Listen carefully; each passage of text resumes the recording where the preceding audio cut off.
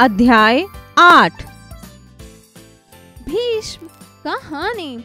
अध्ययन से पूर्व भीष्म पितामह कौरवों और पांडवों के पितामह थे। शिक्षक शिक्षिका बच्चों से कक्षा में यह टिप्पणी करवाए कि भीष्म पितामह व्यवहारिक रूप से कौरवों एवं अंतर्मन से पांडवों के पक्ष में कैसे हुए। कहानी का मूल तत्व वचनों का दृढ़ता पूर्वक और निष्ठावादी के रूप में पालन करना चाहिए। प्रस्तुत अध्याय में महाभारत कालीन महापुरुष भीष्म के चरित्र की दृढ़ता के विषय में बताया गया है। लेखक का कहना है कि यदि भीष्म जैसा चरित्र वाले व्यक्ति देश में हो जाएं तो देश का कल्याण हो जाए। वर्तमान काल के लोग त्याग और तपस्या को अनावश्यक समझते हैं, किंतु यदि इतिहास के पन्नों को पलटकर देखें तो पता चलता है कि संसार में उसी को महान माना गया है जिसने दूसरों के लिए अपने स्वार्थ का बलिदान किया। इन्हीं में एक महान पुरुष भीष्म थे। महाभारत की लड़ाई से पहले एक राजा थे जिनका नाम था शांतनु। वे उत्तरी भारत में राज करते थे। उनकी राजधानी हस्तिनापुर थी। उनकी पत्नी का नाम गंगा और पुत्र का नाम भीष्म था। भीष्म के जन्म के कुछ ही दिनों बाद गंगा राजा शांतनु को छोड़कर गंगा में समा गई थी। शांतनु एक दिन शिकार के लिए जा रहे थे। राह में इन्हें एक नदी पार करनी थी। जब वे नदी के तट पर पहुंचे, उन्होंने किनारे पर एक युवती को देखा। वे ध्यान से चंचल लहरों की गति निरख रही थी। वह अद्वितीय सुंदरी थी। शांतनु ने उसे देखा और आखेट भूल गया। फिर वे अपने साथियों के पास लौट आए और उन्होंने उस युवती से विवाह करने की इच्छा प्रकट की। युवती मल्लाह की कन्या थी। उसका नाम सत्यवती था। जब शांतनु ने मंत्री उसके पिता के पास पहुँचे तो वह इस संबंध को धन्य मानते हुए उनसे बोले, मैं एक शर्त पर अपनी कन्या का विवाह कर सकता हूँ कि राजा की मृत्यु के पश्चात मेरी कन्या का पुत्र गद्दी पर बैठेगा। भीष्म नहीं, शांतनु इस पर सहमत नहीं हुए और उन्होंने सत्यवती के पिता से यह बात कह दी और हस्तिनापुर लौट आए। लौट तो आए, किंतु वह सत्यवती को नहीं भूल पाए और बीमार पड़ गए। धीरे धीरे बीमारी बढ़ती गई। यह देखकर सब लोग दुखी हो गए। भीष्म ने उनके उपचार किए। मंत्रियों से शांतनु के रोग के कारण का पता लगने पर भीष्म ने किसी से कुछ नहीं कहा। सीधे मल्लाह के पास गए और उससे कहा, मैं प्रतिज्ञा करता हूँ कि मैं हस्तिनापुर का सिंहासन छोड़ दूंगा। इतना ही नहीं, मैं सदैव सत्यवती के पुत्र की सहायता करूंगा। मल्लाह ने कहा, मैं आपका विश्वास करता हूँ, लेकिन आपकी जो संतान होगी उसके संबंध में कौन क्या कह सकता है। इसलिए यदि आप यह भी वचन दे कि मैं कभी विवाह नहीं करूँगा तो मैं सत्यवती का विवाह आपके पिता से कर दूंगा। भीष्म ने एक क्षण के लिए विचार किया और फिर उन्होंने कहा, मैं धरती, आकाश, वायु, जल सभी को साक्षी मानकर ये कसम खाता हूँ कि कभी विवाह नहीं करूँगा। तब उस मल्लाह ने अपनी कन्या का विवाह शांतनु से कर दिया। विवाह के पश्चात शांतनु सुखपूर्वक राजकाज करने लगा। सत्यवती के पुत्र हुए। शांतनु के मृत्यु के पश्चात सत्यवती का बड़ा पुत्र हस्तिनापुर का राजा बना, किंतु शीघ्र ही उसकी मृत्यु हो गई। इसके पश्चात दूसरा पुत्र सिंहासन पर बैठा। दुर्भाग्यवश वह भी अल्पकाल में ही काल कवलित हो गया। अब कौन सिंहासन पर बैठे? शांतनु का भी कोई दूसरा उत्तराधिकारी नहीं था। तब सब लोगों ने भीष्म से उत्तराधिकारी बनने के लिए कहा। भीष्म ने स्पष्टतः अस्वीकार कर दिया। उन्होंने कहा, मनुष्य की प्रतिज्ञा सींक नहीं है जो झटके से टूट जाया करती है। जो बात एक बार कह दी गई उससे लौटना मनुष्य की दुर्बलता है, चरित्र की हीनता है। उन्होंने सिंहासन नहीं स्वीकार किया। आज जब हम देखते हैं कि एक एक धूर धरती के लिए लोग नाना प्रकार से पाप करते हैं, तब हमें भीष्म के कथन की महत्ता समझ में आती है। भीष्म के चरित्र की यही विशेषता थी कि जो प्रतिज्ञा कर लेते थे उससे नहीं हटते थे। एक नहीं, उनके जीवन में इस प्रकार के अनेक उदाहरण हैं। उनके जीवन में ही महाभारत का युद्ध आरंभ हो गया। भीष्म कौरवों की ओर से लड़ रहे थे, कृष्ण पांडवों की ओर थे। कृष्ण ने कहा था कि मैं अर्जुन के रथ का सारथी बनूंगा, लड़ूंगा नहीं। भीष्म ने प्रतिज्ञा की, मैंने ठान ली है कि मैं कृष्ण को शस्त्र उठाने को विवश करूंगा। महाकवि सूरदास ने इस पर एक सुंदर गीत भी लिखा है। उसकी आरंभ की पंक्तियां इस प्रकार है, आजो जो ना हरि को शस्त्र गहाऊं, हो लाजो गंगा जननी को शांतनु सुत न कहाऊं। भीष्म ने बाणों का प्रहार आरंभ किया। उनके बाणों के प्रहार से पांडवों की सेना का संहार होने लगा कि कृष्ण को विवश होकर चक्र उठाना ही पड़ा। बस इतनी ही बात थी। उन्होंने कृष्ण से कहा, मेरी प्रतिज्ञा पूरी हो गई, आगे कुछ नहीं चाहता। इसी से भीष्म की प्रतिज्ञा का महत्व समझ जाता है। भीष्म प्रतिज्ञा कहावत हो गई है। जब कोई कठिन प्रतिज्ञा करता है तब लोग उसे भीष्म प्रतिज्ञा कहते हैं। भीष्म का सब लोग आदर करते थे, उनके मित्र भी और उनके विरोधी भी। भीष्म ने बहुत चेष्टा की कि महाभारत का युद्ध ना हो, किंतु उनकी एक न चली। यद्यपि अंत में युद्ध होने पर वह भी योद्धा की तरह लड़े, तथापि उन्हें यह बात अच्छी न लगी। वे लड़ तो रहे थे कौरवों की ओर से, पर पांडवों से उनकी मित्रता सदैव बनी रही। अर्जुन के लिए उनके हृदय में बहुत स्नेह था। पांचों पांडव उन्हें श्रद्धा की दृष्टि से देखते थे। उनकी प्रतिज्ञा की एक और कथा है। युद्ध में वे अर्जुन के बाणों से घायल हुए। उनके शरीर के चारों ओर बाण बिंध गए। उनके शरीर में इतने बाण बिंध गए थे कि शरीर तो दिखाई ही नहीं देता था। वह रणभूमि में गिर गए, बचने की कोई आशा न रही। यह देखकर उन्होंने प्रण किया कि जब तक सूर्य उत्तरायण में नहीं आ जाएंगे मैं नहीं मरूंगा। जब पृथ्वी सूर्य के चारों ओर परिक्रमा करती है तब सूर्य भूमध्य रेखा के उत्तर में 6 मास रहता है और 6 मास भूमध्य रेखा के दक्षिण में। जब सूर्य दक्षिण में रहता है उसे दक्षिणायन कहते हैं और जब भूमध्य रेखा के उत्तर में रहता है तो उत्तरायण कहते हैं। यह विश्वास किया जाता है कि जिस समय सूर्य दक्षिणायन में रहता है उस समय किसी का मरना ठीक नहीं है। इसी कारण में से भीष्म सूर्य के दक्षिणायन में रहते हुए मरना नहीं चाहते थे। सब लोग ऐसी प्रतिज्ञा नहीं कर सकते, बड़े आत्मविश्वास की आवश्यकता है।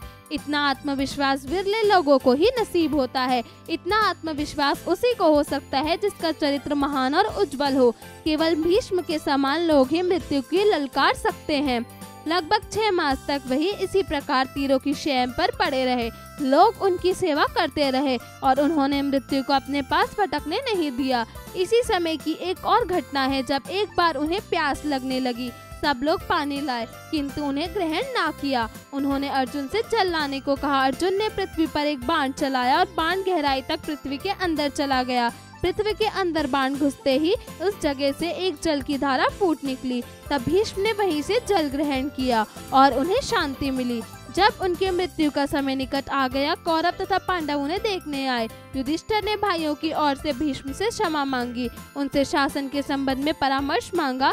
भीष्म ने ऐसी बहुत सी बातें उन्हें बताई जो महाभारत की पुस्तक में ब्यौरे में लिख गई हैं।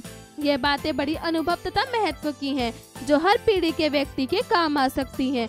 भीष्म का बल असाधारण था, किंतु उनका चरित्र उससे भी असाधारण था। यदि भीष्म के समान वचन के पक्के व्यक्ति हमारे देश में हो जाएं, तो हमारा देश अपना खोया हुआ गौरव प्राप्त कर संसार का सिरमौर हो जाए। शब्दार्थ: आखेट अर्थात शिकार करना, पश्चात अर्थात बाद में, अल्पकाल अर्थात कम समय में, प्रतिज्ञा अर्थात दृढ़ संकल्प, वादा, श्रद्धा अर्थात विश्वास भरोसा, रणभूमि अर्थात युद्धस्थल, काल कबलित अर्थात खत्म मरा हुआ जो काल का ग्रास बन चुका हो, परिक्रमा अर्थात चारों ओर घूमना, उच्चारण करे, हस्तिनापुर, शांतनु, मल्लहा, दुर्बलता, युधिष्ठिर, उत्तरायण, दक्षिणायन, उत्तराधिकारी, अध्यापन संकेत, शिक्षक शिक्षिका पौराणिक कथाओं तथा प्राचीन ग्रंथों में प्रस्तुत सीख को अनुसरित करने की सीख दें। अभ्यास कार्य: जरा बताइए। प्रश्न 1, दिए गए प्रश्नों के उत्तर बताइए। का संसार में महान किसे माना गया है? उत्तर: संसार में उसी को महान माना गया है जिसमें दूसरों के लिए अपना स्वार्थ का बलिदान किया हो। ख शांतनु ने वैवाहिक संबंध जोड़ने के लिए किससे आग्रह किया?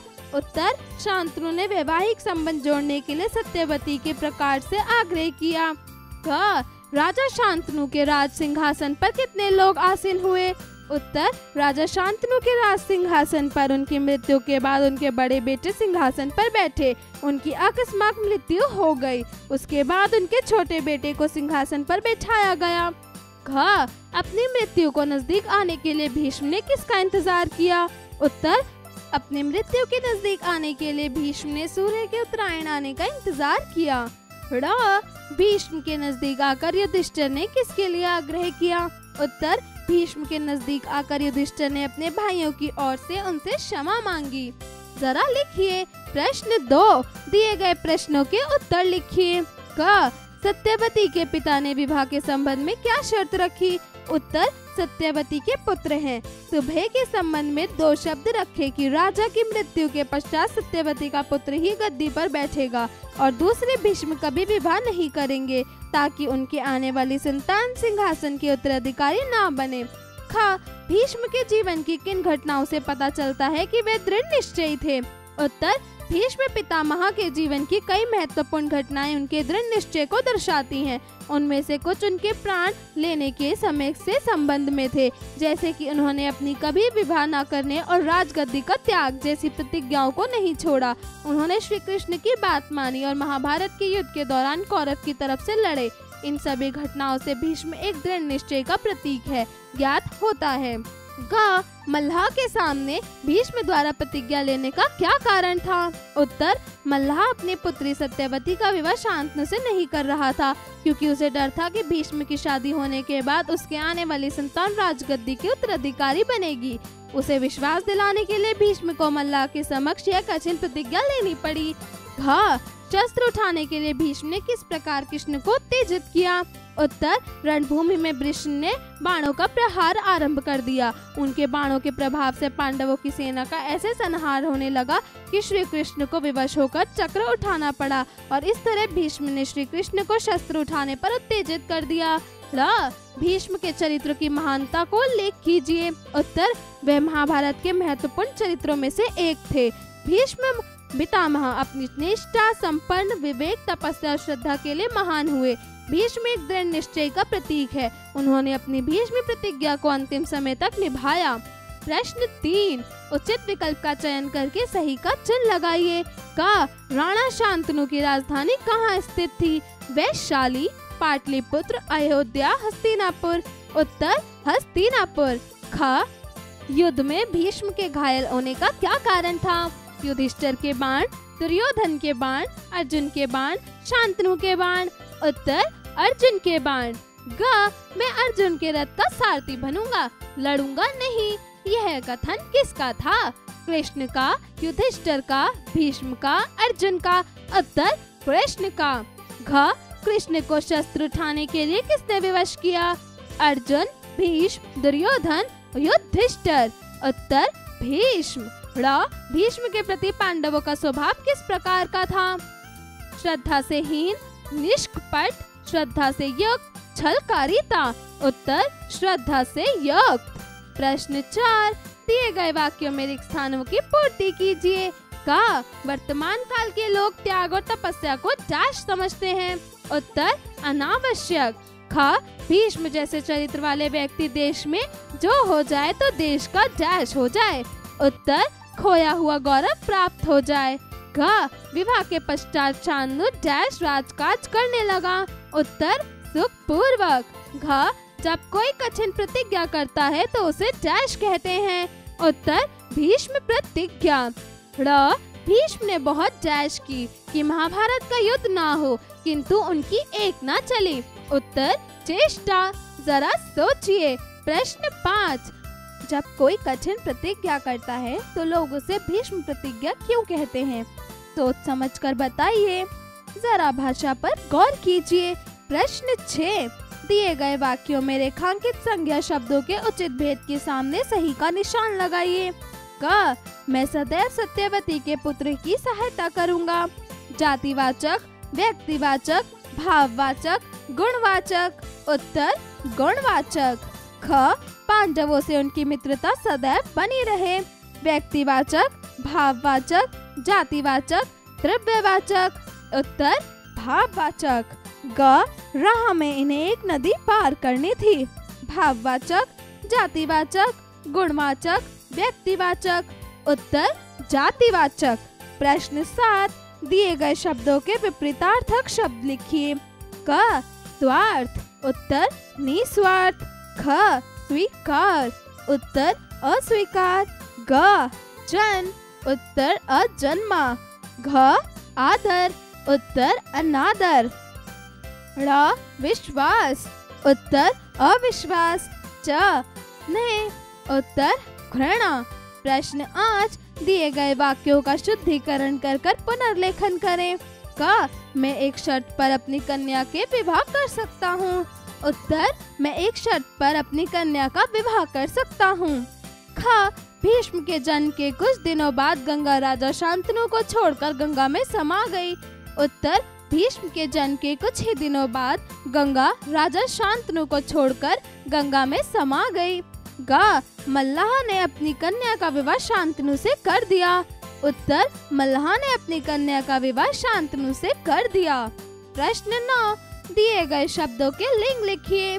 क लोभ, उत्तर पुल्लिंग। ख सड़क, उत्तर पुल्लिंग। ग मुलाकात, उत्तर स्त्रीलिंग। घ अंधेरा, उत्तर पुल्लिंग।